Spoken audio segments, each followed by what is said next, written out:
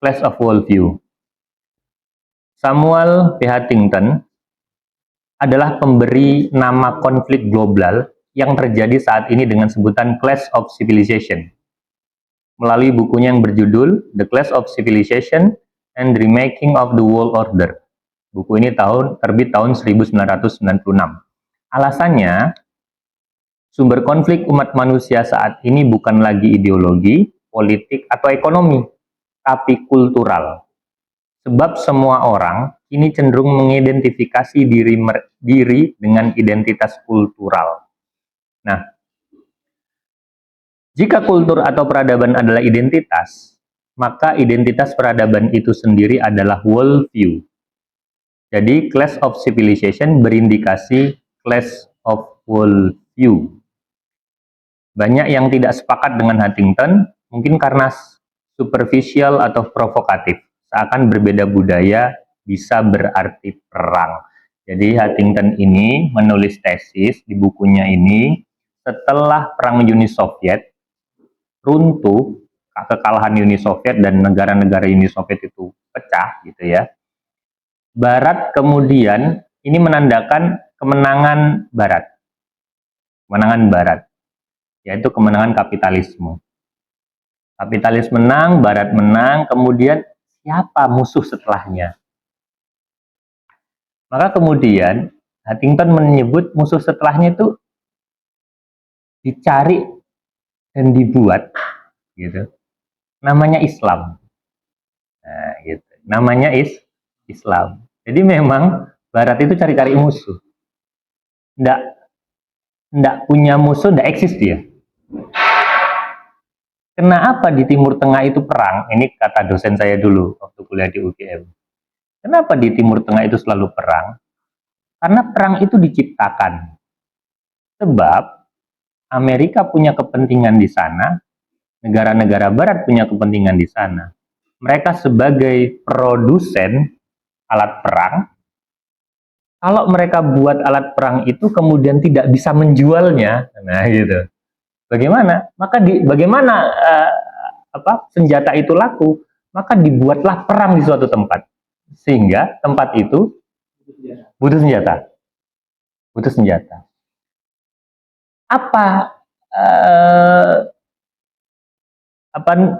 yang menjadi nilai tukar terhadap senjata yang dibeli itu? Minyak. Amerika butuh minyak, Barat butuh minyak. Penghasil minyak di mana? Timur Tengah. Timur Tengah diciptakan perang, Barat jual senjata ke Timur Tengah, mereka beli senjata itu, bayarnya pakai apa? Minyak. Jadi memang diciptakan. Clash of Civilization juga begitu, diciptakan. Ya. Dan di sini kata Huntington, konflik umat manusia saat ini bukan lagi ideologi, tapi kultural. Karena menganggap Barat itu biasa. Menganggap agama Islam itu sama dengan ideologi-ideologi lain yang sumbernya itu bukan wahyu. Tapi apa? Sejarah budaya manusia. Kultur. Maka kalau membaca karyanya John Hick, nanti itu dia bilang apa? Persepsi manusia terhadap Tuhan, apapun agamanya gitu ya, itu dikarenakan kultur. Gitu. Jadi Islam itu sebenarnya tidak murni, karena dia diciptakan atau hasil kreasi pikiran manusia yang bersumber dari apa? Dipengaruhi oleh apa? Kebudayaan. Begitu. Ini ya. Banyak yang tidak sepakat dengan Huntington, mungkin karena superficial atau provokatif, seakan berbeda budaya bisa berarti perang. Namun, Huntington bukan tanpa pendukung. Peter Berger, misalnya, setuju konflik politik sekarang ini adalah collision of consciousness, benturan kesadaran atau persepsi. Lagi-lagi pakai bahasa yang mengkhawatirkan. Collision, kata lain dari Clash of Civilization, tapi pilihan kata clash dan collision memang vulgar, bahasanya vulgar, masih kalah lembut dari kata-kata alatas, yaitu divergence of worldview. Divergence apa? Apa TBI? Perbedaan. Ada filmnya loh, Divergent itu. Divergent of worldview. Tapi benarkah kini sedang terjadi clash of civilization, kata Ustaz Hamid? Hampir semua sepakat bahwa setiap peradaban mempunyai worldview. Jerman lebih dulu memiliki istilah Weltanschauung. Welt dunia, Anschauung persepsi, berarti persepsi tentang dunia. Di Italia digunakan istilah konsepsi tentang dunia. Di Perancis kata Weltanschauung dipinjam dan diartikan dengan pandangan metafisis tentang dunia dan konsepsi kehidupan. Di Rusia disebut Mirovozhreni, yang berarti pandangan dunia. Semua setuju bahwa kata worldview harus diikat oleh predikat kultural, religius, ataupun saintifik. Jadilah misalnya istilah Christian worldview, medieval worldview, scientific worldview, modern worldview, dan worldview of Islam. Semua mempunyai cara pandang yang eksklusif, tapi semua orang tahu di situ ada proses saling meminjam antar peradaban, antar worldview. Jadi semua orang itu punya worldview karena dia dibentuk oleh lingkungannya, dibentuk oleh ajarannya. Pandangan hidup itu, kalau kata Ustadz Hamid, worldview itu filsafat hidup atau prinsip hidup. Dalam Islam, filsafat hidup itu, kalau nanti dibaca di buku ini, gitu ya, pandangan hidup itu ialah pikiran, perasaan atau keyakinan, dan amal dan perbuatan. Apa? Pikiran, perasaan atau keyakinan, sama perbuatan. Ini worldview kata Ustadz Hamid. Pikiran itu Islam, keyakinan itu iman, amal itu, perbuatan itu ihsan. Nanti padanannya Ustadz Hamid bilang ilmu, iman, amal. Nah, Islam, iman, ihsan, itu worldview. Islam itu pikiran karena memang Islam itu rasional. Dalam Islam, kewajiban pertama kali untuk mengerjakan kewajiban-kewajiban hukum-hukum Islam itu apa syaratnya? Berakal. Akil. Jadi Islam itu mesti rasional. Akil. Ini kan akil. Berakal. Jadi syaratnya kalau mau naik haji nggak boleh gila. Saya nanti berangkat haji tahun 2045. Pastikan tahun 2045 inti nggak gila. Karena kalau keluar nomor urutmu dan kamu gila gitu, jangan-jangan tahun 2045 mengaku nabi, nah, kan gila kan? Gila ini gitu, nggak berakal ya. Udah nggak berakal, murtad lagi. Nah, itu Islam. Maka hukum syariat dalam Islam sebenarnya hukum rasional, masuk akal semuanya.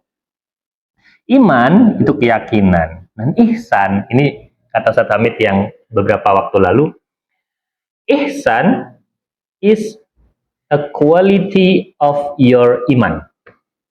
Pernah dengar nggak bahasa itu?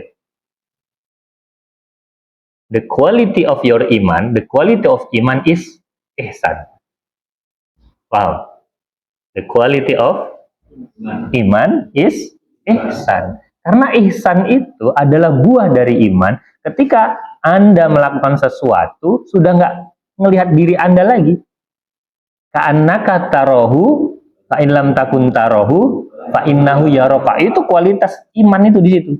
Kualitas iman tertinggi adalah ihsan. Kata Ustadz Hamid. Ya. Ilmu, iman, amal. Ilmu, iman, atau Ustadz Hamid,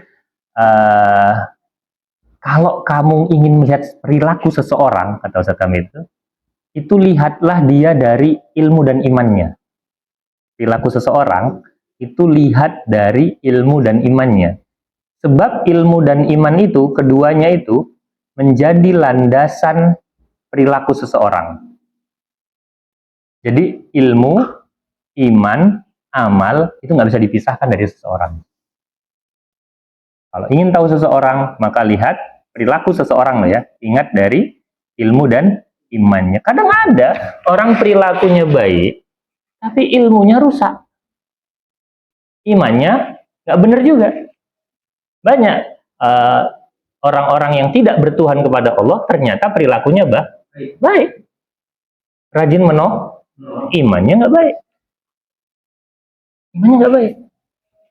Ada juga orang yang ilmunya bagus, tapi nggak beriman.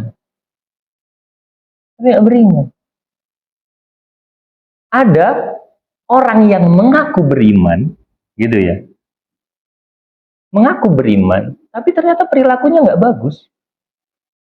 Saya pernah dibisikin tuh sama kawan saya, dia malu ketemu seseorang yang itu seorang pemuka agama, gitu ya. Ngakunya, ini kan sekarang lagi viral nih, banyak pemuka agama ditangkap kan, gara-gara melakukan tindakan asusila. Itu juga kejadian ketika itu dia bisikin saya, "Mas, saya malu mas," katanya. Kebetulan orang Jerman beliau. "Mas, saya malu mas." Ya pakai bahasa Inggris ya, ini saya terjemahkan biar paham, inti biar paham. "Saya malu." "Kenapa Pak malu?" "Ya, saya undang dia ke sini acara Ramadan, berbicara tentang Islam. Setelah buka puasa, dia minum wine," katanya. Ini gimana coba? Ngakunya beriman, orang agama, tahu agama, tapi ternyata perilakunya tidak sesuai. Makanya Ustaz Hamid bilang, perilaku seseorang itu lihat dari ilmu dan imannya. Keduanya menjadi landasan perilaku. Ilmu, iman, amal tidak bisa dipisahkan dari seseorang. Ustaz Hamid bilang gitu. Ya. Semua setuju? Mana ini? Mungkin ini sebabnya di barat orang mudah menerima denominasi berdasarkan worldview ketimbang agama. Denominasi itu kelompok. Ini kalau yang belajar SAA ini kan, denominasi itu ada berapa dalam agama Kristen? Banyak sekali tuh. Ada Advent, ada Pantekosta, ada Protestan, itu semua denominasi, kelompok-kelompok. Hegel misalnya, ketika ia membaca teologi Hindu, ia spontan menerimanya sebagai Indischen Weltanschauung. Maksudnya itu pandangan hidup orang India ya. Bahkan Ninian Smart menjadikan worldview sebagai alat untuk mengeksplorasi kepercayaan manusia. Banyak lapisan makna di dalam worldview, membahas worldview bagaikan berlayar ke lautan tak bertepi, journey into landless sea, kata Nietzsche. Meskipun begitu, di barat, masalah worldview tetap hanya sejauh jangkauan panca indera. Luasnya worldview bagikan Hegel dan juga Goethe hanya sebatas dunia indrawi, mundus sensibilis. Jadi, meski luas gitu ya, meski luas, worldview itu kan katanya tak terbatas, kata Nietzsche. Ternyata lagi-lagi, bagi orang barat sekuler, yang namanya pandangan hidup itu terbatas pada sesuatu yang tampak saja, pada sesuatu yang bisa dinalar saja. Tampak dan bisa dinalar itu pasti anti metafisik. Jadi worldview barat, dia membatasi dirinya untuk tidak percaya kepada hal-hal yang metafisik. Meskipun kata Nietzsche apa? Tidak ternyata dibatasi. Dibatasi oleh akalnya, dibatasi oleh indera, sehingga apa yang tidak masuk akal menurut akalnya dan tidak tampak oleh inderanya, tidak dapat diraih oleh inderanya, maka itu tidak diakui sebagai worldview. Mereka sudah ada barrier di situ. Nggak percaya sudah, maka nanti kalau kita bicara tentang worldview, menurut Al-Atas memahami worldview itu ru'yatul Islam lil wujud. Ayu wujudin. Wujud apa? Wujud yang bisa dilihat dan tidak bisa dilihat. Ru'yatul fisik dan metafisik. Wujud fisik dan metafisik. Wujud itu ada dua. Nah, kalau dulu kalau belajar filsafat gitu, apa itu wujud? Gara-gara wujud aja orang bisa jadi ateis, orang bisa jadi murtad juga. Wujud apa yang kelihatan. Enggak, wujud apa yang bisa nalar. Itu juga wujud. Hanya terpecah nih antara empirisisme dengan rasionalisme. Dalam Islam, wujud itu ada dua. Ru'yatul Islam lil wujud maknanya wujud fisik dan wujud metafisik. Bagi Syekh Atif Zain, bukan luasnya yang penting.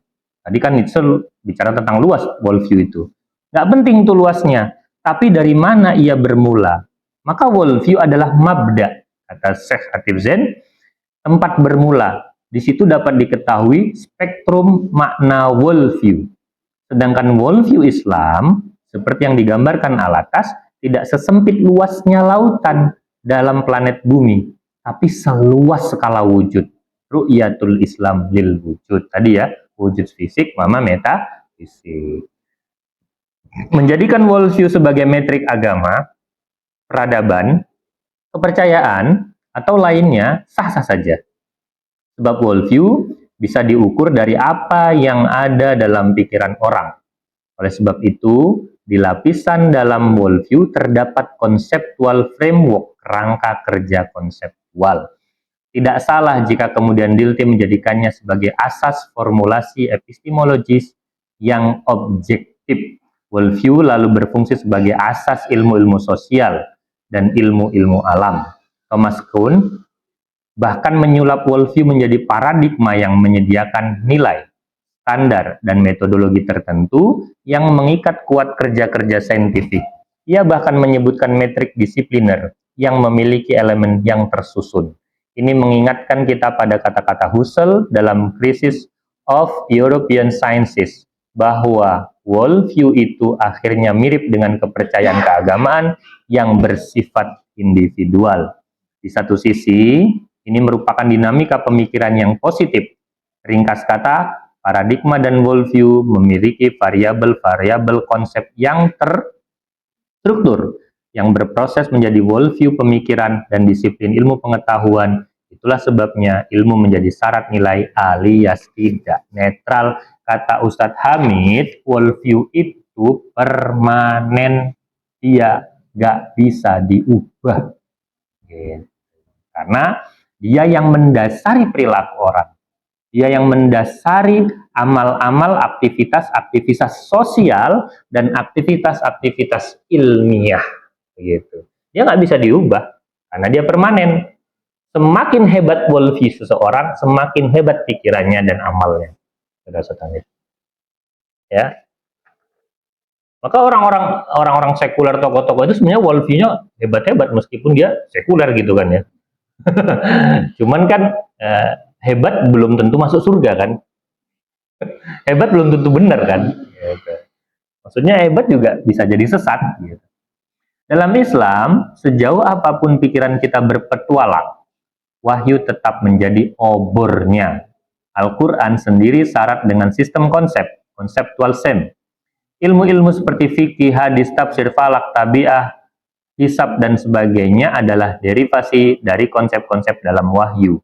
Artinya, worldview Al-Quran telah menghasilkan framework dan disiplin ilmu yang juga eksklusif. Orang Barat misalnya, tidak bisa mengadopsi metode takdil dan tarjih ilmu hadis, atau mengadopsi ilmu faraid dalam Islam, dan seterusnya. Sebaliknya, orang Islam juga tidak bisa menerima teori kebenaran dikotomis, objektif dan subjektif, tidak juga bisa menerima doktrin panseksualisme, Freud, doktrin evolusi Darwin, dan sebagainya. Setiap teori atau konsep berangkat dari framework dan setiap framework diderivasi dari worldview. Nah, setiap orang, setiap agama, setiap kebudayaan itu semua punya worldview. Dan itu unchangeable, permanen, tidak bisa diubah. Makanya worldview-nya satu, kalau kamu berworldview sekuler, tidak mungkin. Makanya gini, menjadi aneh ketika seorang muslim mengaku diri menjadi feminis, mengaku diri menjadi liberal. Karena worldview liberal dengan worldview Islam itu berbeda.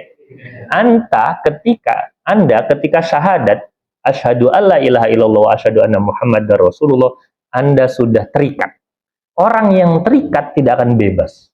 Sementara liberal itu bebas. Bebas dari apa? Kata Owen Chadwick, bebas dari apapun termasuk bebas dari agama. Kata Sartre, kalaupun Tuhan itu ada, kata dia, kalaupun Tuhan itu ada, maka ide tentang Tuhan harus kita hapuskan, kita tolak. Sebab apa? Sebab ide tentang Tuhan itu negates our freedom. Apa negates itu? Meniadakan. Negates our freedom. Meniadakan kebebasan kita. Artinya, Islam yang dia rukun imannya percaya kepada Tuhan, tidak bisa disatukan dengan liberalisme yang negates our freedom. Sebab liberalisme itu, kalau kamu berpikir tentang Tuhan, maka kalaupun Tuhan itu ada, harus dihapuskan. Kan sudah bertolak belakang. Artinya apa? Artinya orang yang memiliki, orang Islam yang mengaku liberal, itu sudah paradoks. Sama ketika orang Islam, saya Muslim tapi saya feminis. Gimana? Sebelumnya kan belajar di sini, feminis adalah feminus. Gerakan tanpa kurang iman, bukan kurang, tanpa iman kata. Bukan hanya kurang, tapi tanpa. Sebab gerakan feminisme itu gerakan kemarahan. Dia marah kepada dominasi laki-laki di barat. Kalau saya terpaksa setuju dengan Huntington, maka saya hanya setuju pada tataran epistemologis. Kenapa? Karena worldview itu memang berbicara tentang epistemologis. Worldview itu. Kebenaran dalam Islam itu tidak hanya apa yang dilihat, tidak hanya apa yang dipikirkan, tapi kebenaran juga datang dari wahyu, datang dari khobar sodik, gitu, datang dari intuisi. Maka ada kan firasatnya seorang muslim itu hati-hati. Kata Satamid, maka saya hanya setuju pada tataran epistemologis. Itu pun kalau ini termasuk dalam tesis Huntington. Pada tataran ini memang seperti tidak terjadi apa-apa, tidak terlihat pula konflik sosial, lebih-lebih senjata. Senjatanya adalah pena-pena para pemikir yang dalam Islam dihitung sebagai perang syuhada. Ustaz Hamid itu membayangkan sudah tulisannya orang liberal dengan tulisannya orang Islam itu seperti perang. Jadi kalau inti kalah nih, mati di pedang peperangan tulis-menulis, mantain seperti syuhada. Ustaz Hamid itu kan bilang gini di kajian sebelumnya. Benci, nggak suka, memerangi yang membakar Al-Quran itu penting. Tapi lebih penting lagi apa? Lebih penting lagi, kalau yang menghina Al-Quran, yang mengatakan Al-Quran itu produk budaya, yang boleh menafsirkan Al-Quran secara serampangan itu sah-sah saja begitu ya, itu lebih penting daripada protes terhadap orang yang membakar Al-Quran. Karena, kata Ustaz Hamid, orang yang berpikiran liberal, sekuler, di mana mengatakan semua orang boleh menafsirkan Al-Quran, hasil pikirannya itu lebih berbahaya ketika dia mengajarkan kepada orang lain. Itu. Ini juga harus sekarang kan kita reaksional kepada orang yang bakar Al-Quran kan. Marah gitu. Tapi kita ketika ada dosen-dosen yang mengaku muslim, kemudian dia menghina Al-Quran, mengatakan di dalam Al-Quran itu ada ayat tentang pro-LGBT. Nanti bayangin. Gimana coba? Di dalam Al-Quran itu non-muslim masuk surga. Ini kata di dalam Al-Quran itu boleh membuka aurat. Dosen-dosen Muslim, orang-orang ulama-ulama, bukan ulama, scholar ya, scholar Muslim yang berpandangan demikian itu lebih berbahaya daripada yang membakar Al-Quran. Itu harus menjadi perhatian sebenarnya. Kita begitu. Akibatnya tidak kasat mata, hanya saja di sana sini terjadi kebingungan, confusion, confuse, intelektual dan kehilangan identitas, loss of identity. Namun di sini istilah clash of worldview lebih tepat disebut worldview intrusion. Ustaz Hamid menggunakan worldview intrusion daripada clash of worldview. Apa arti intrusion itu? Kebingungan, bingung. Worldview-nya lebih halus ya. Kalau tadi Nakib Alatas bilang apa? Divergent of worldview. Ustadz Hamid pakai worldview intrusion. Sementara Huntington clash of worldview, atau satu lagi pakai apa tadi itu siapa? Collision of consciousness. Jadi bahasanya sudah ya, kalau Ustadz Hamid masih di Solo lah, kebingungan atau kekacauan worldview. Kata Ustadz Hamid gini, cara pandang yang benar itu berdasarkan pemahaman atau keyakinan yang benar. Cara pandang yang benar berdasarkan pemahaman atau keyakinan dan keyakinan yang benar. Sebaliknya, cara pandang yang salah itu sebab pemahaman dan keyakinannya juga salah. Gitu ya. Maka jangan sampai salah paham atau salah yakin. Karena ketika kita salah paham dan salah yakin, maka worldview-nya salah. Ketika worldview salah, ini permanen, gitu loh. Sulit tidak bisa seorang yang mengaku, tadi lagi, tidak bisa orang yang mengaku Muslim, dia pro LGBT, itu tidak mungkin. Tidak mungkin. Apalagi mengaku beriman. Tidak bisa. Gitu. Oke. Banyak contoh yang bisa membuktikan bahwa pemikiran umat Islam kini sedang dirasuki oleh worldview peradaban lain. Banyak cendekiawan Muslim atau ulama, itu Ustaz Hamid aja nulis ulama pakai tanda petik itu. Memuji habis Immanuel Kant, Karl Marx, Thomas S. Kuhn, Derrida dan kawan-kawan, tapi mengkritik Asy'ari, Ghazali, Syafi'i dan lain-lain. Ketika kita bicara tentang Imam Ghazali, ketika kita bicara tentang Imam Syafi'i, Istinbatul Ahkam min Imam Syafi'i, kata gitu ya. Tafsir Suyuti begini. Apa kata orang liberal? Alah, nggak usah lah pakai yang itu sudah kuno. Apa maksud mereka? Mereka bilang pemikiran ulama-ulama itu relatif. Dan itu sudah kuno, out of the date. Apa? Out of the date ya? Out of the date apa out of date? Expired lah udah. Expired itu udah expired itu katanya. Di satu sisi mereka bilang ulama-ulama pemikiran itu relatif, semua orang boleh berpandangan, tapi di sisi lain ternyata mereka tidak meninggalkan pemikiran ulama yang liberal. Di sini mereka mengkritik ulama Muslim, alih-alih punya pikiran sendiri, ternyata pikiran dia disandarkan pada ilmuwan-ilmuwan yang liberal. Gitu. Mengkritik Imam Syafi'i, ternyata pakai pikirannya orang liberal. Padahal asyidda 'alal kufar, umat Islam itu asyidda 'alal kufar ruhama bainahum. Orang liberal beda. Asyidda 'alal muslim ruhama bainal kufar. Dibalik kan?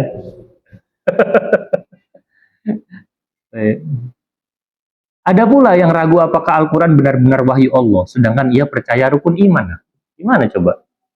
Ini malah ada wanita muslimah berjilbab, tapi protes mengapa Tuhan bukan begitu maskulin. Nggak kalian kan? Oh belum. Oh belum sih.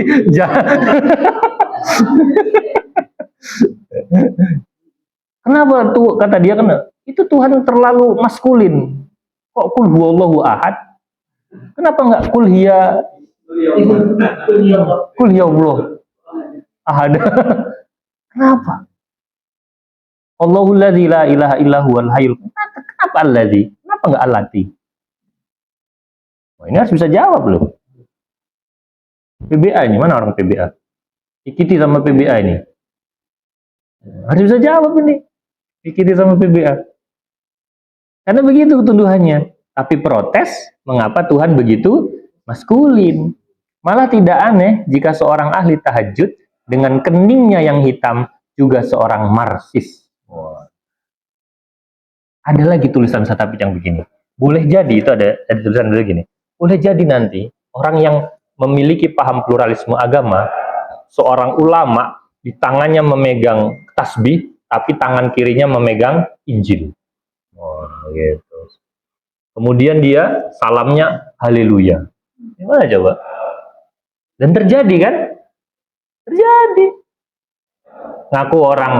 Ngaku kiai, tapi salamnya salam lintas agama. Nggak pede, cuman assalamualaikum. Nggak pede dia.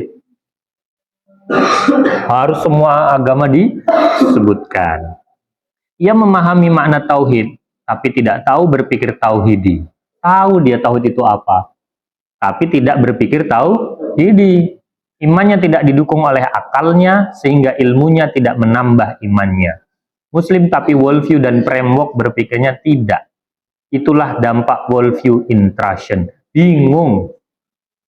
Tetapi selalu ngomong, selalu mengutip manizdada ilman walam yazdad hudan walam yazdad minallahi illa hudan. Itu selalu Satamit kutip itu.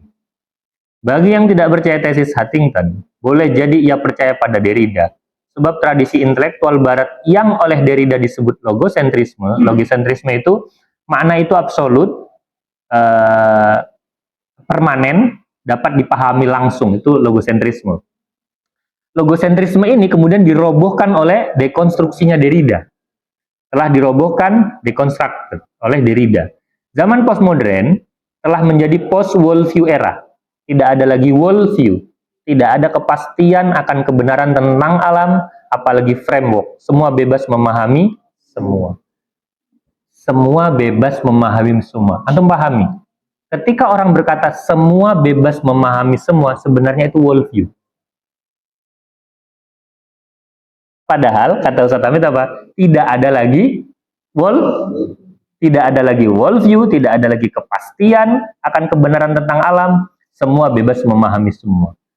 Semua bebas memahami itu worldview. Coba baca setelahnya. Jadi tidak ada clash of worldview. Tapi bukankah Derrida sedang mengusung worldview dan framework dia sendiri? Oh. Jadi kalau ada yang bilang pluralisme agama itu tidak menghormati, pluralisme agama itu menghormati pilihan kebenaran agama lain, kan begitu kan ya. Tapi kalau ada yang berbeda, pluralisme itu mengatakan semua agama sama, semua agama masuk surga. Tapi ketika Haidar mengatakan, oh tidak semua agama masuk surga, cuman agama saya yang masuk surga, yang lain masuk neraka.